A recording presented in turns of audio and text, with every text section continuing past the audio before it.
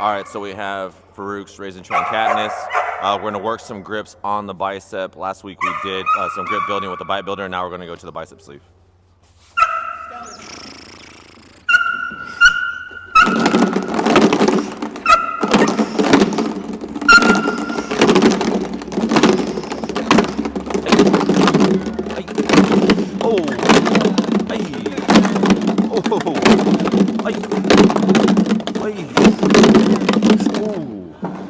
Nice, good. So we're marking the counters, relieving the pressure when she does counter, and then Farouk's going ahead and reassuring her. Good. Farouk, come over.